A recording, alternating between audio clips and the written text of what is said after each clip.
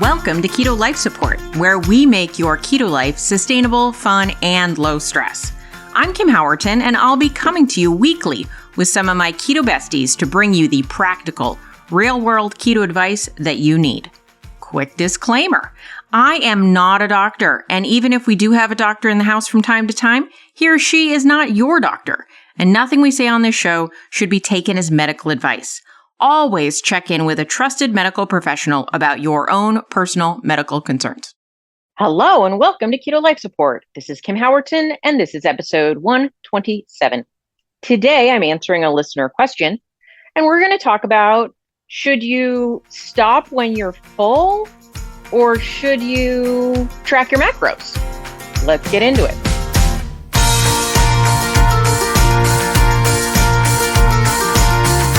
All right, so a listener question came in and it read as follows.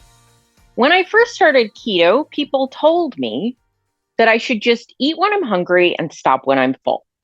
But then I also hear a lot of people saying to track my macros and make sure that I'm eating the right macros.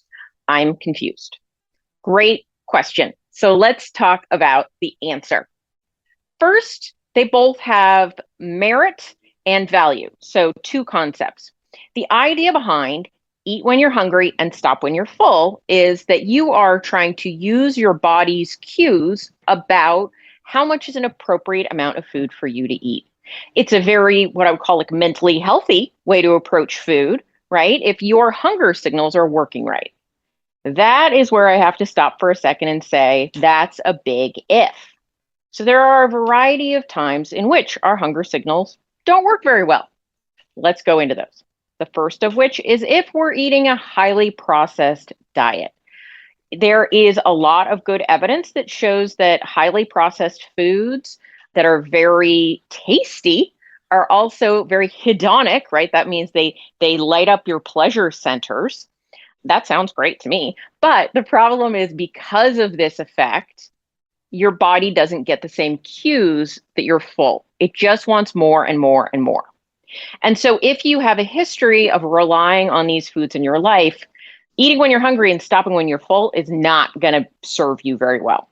Now, let's say, obviously, hopefully, you've transitioned off of that type of diet onto a more whole foods, appropriate diet for you.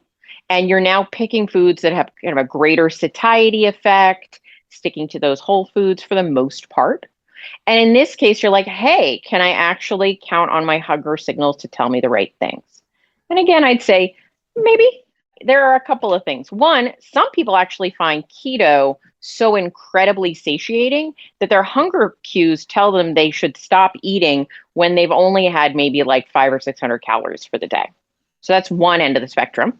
The other end of the spectrum is some of us have spent so long divorced from our ability to tell if we're actually hungry or not, or just thinking we want food. You know, maybe we have a history of eating disorders, compulsive eating, food addiction, and we don't really know how to discern true hunger from just a craving or a desire for food. So in this case, again, sort of on the opposite end, if we don't have a really strong physical, visceral understanding of what is hungry and what is full, we're going to really struggle with the trusting our body part. So I would say for most people that I interact with, tracking their macros is a more successful strategy to start with. I'm going to say that, to start with. You guys have to remember, I'm a coach. The audience I work with are people that are struggling. If people are finding this incredibly easy and they're getting all the results that they want to get, they're not listening to me. They're just going about their merry way living their life. So I think eating when you're hungry, stopping when you're full, if you're making good general nutritional choices, is a great strategy. The problem is it's mostly an advanced strategy. And I think we try and tell people to do it too soon on their journey before they've learned much about what hungry and full really should feel like. That being said, I also don't think we should ever feel overly stuffed or overly starving. So I do think It's a process of learning your body. And if you know what your appropriate macros should be for a day, but you're eating and it just is making you feel awful, and you're like, I know I'm supposed to eat more than this, but I just can't. Well, I don't want you to feel miserable. What I want you to do is stop for now. You're not going to cause yourself any harm any given day under eating. It's what you do most of the time. However, if you find yourself doing this most days, being like, I can never eat more than X amount of food, even though I know I need a lot more to fuel my needs, then I would go back to the drawing board and say, okay, what's gone wrong here that my fullness signals are getting activated much sooner than I think they should? What do I need to do to fix that so I can learn to actually trust those fullness signals, right? So I think we should absolutely be tracking our hunger and our fullness, even when we're using macros, because we're learning. We're using the macros as sort of a guideline. It's like a ruler. We're not like freehand drawing. We're using a ruler and a stencil. But if you're like, wow, what's going on? It's totally hard for me to do this. Then I would say, okay, that is great information for you to help yourself figure out what might be going wrong. And on the opposite end, if you're randomly very hungry one day, eat more. Eat when you're hungry, right? It's okay if you're like, wow, I am just starving today, and you eat more than your macros. It's okay to do that. Macros are a guideline. They're not like a rigid boundary. They're the neighborhood you want to be in. But if you're like just starving one day, then eat more than your macros say to eat. My guess is the next day or 2 days later, you'll eat less, right? You're like, I'm not very hungry today, right? It can balance out. And in that, you learn, oh, okay, I can trust myself here to be a little hungrier one day, a little less hungry the other day.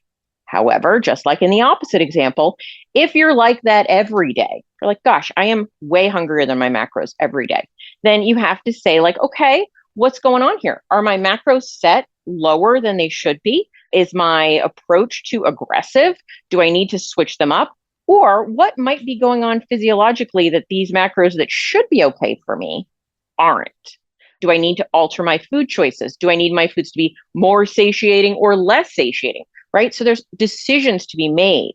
But I think in general, there are exceptions to every rule that if you're in a serious phase of trying to improve your body composition, tracking macros is the way to go if you're newish. Now, for some people, they're the way to go forever. But once you learn what you think you need to learn, and you're like, I think I can swim without the water wings now, then by all means, try that and see what your results are. Because ultimately, happiness and success with food and your body composition isn't, are you a good girl or boy with a pat on the head and a gold star because you were within your macro goals? Or are you living the life you want in the body you want? Because the proof of the pudding is in the tasting, my friends. The outcome is what we're seeking, not the process. But by appropriately choosing the right stage for yourself and learning with your eyes open and your awareness out, then you can progress along to get to that place you're hoping to in terms of finding the right balance between tracking or not tracking. So that's what I think. That's the perspective I'm coming from. I know in a previous episode, I came down really hard on the side of tracking macros, but I hopefully expressed, I don't remember if I expressed it, I hopefully expressed that that doesn't mean it has to be that way forever or in all times. That I think tracking macros are training wheels. Some of us just like ride them with the training wheels on forever, right? And I think that is totally okay. If you like tracking macros, I like tracking macros. If you like tracking macros, keep doing it.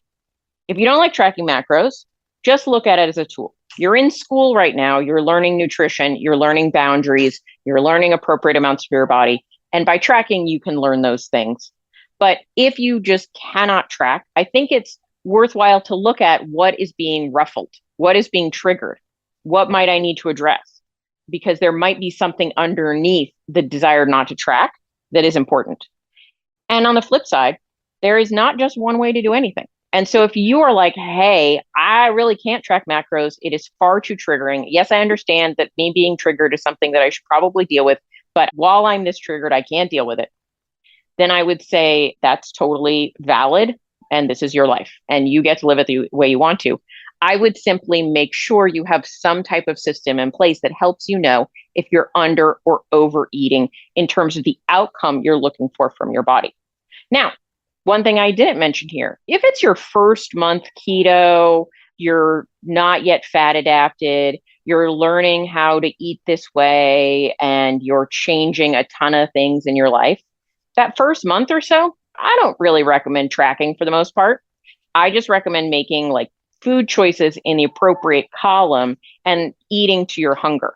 Now, because this is a time of transition, I don't want too many variables on you all at once. So the pattern I tend to recommend for people is when they first go keto or low carb, they just switch up their food choices, but they still eat when they're hungry and stop when they're full. And over time, they start tracking. So once they feel like they've got that pattern down of eating the right types of foods for them, the ones that make them feel satisfied, happy, not hungry between meals, it helps with their cravings, they enjoy it, they're making enough changes, I don't want to add another stressor on them. But once that kind of settles into a bit of a routine, then I recommend you start tracking. You track for a while, you learn how to eat, what's an appropriate serving for you and your energy needs. And then from there, you can decide if you like to track and want to continue or if you want to stop.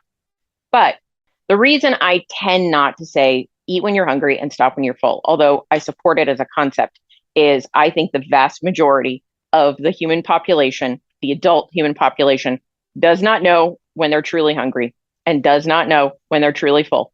And so it can be a little too challenging to ask them to decide that without some training wheels on their little tricycle.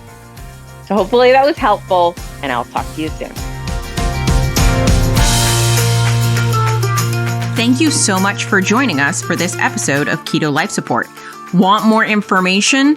Want show notes? Want to suggest a topic? Just head over to ketolifesupport.com. That's where all that kind of thing can go on. By the way, I have a request. If you could go to your podcast host and hit subscribe, we would really, really appreciate it. And what would be even more awesome is if you could write a review. And what would be even more awesome than that is if you could write like a really flattering review. Just asking, you do you. All right. So thanks so much for joining us. I'm thrilled that you're part of the Keto fam. Talk to you soon. Bye-bye.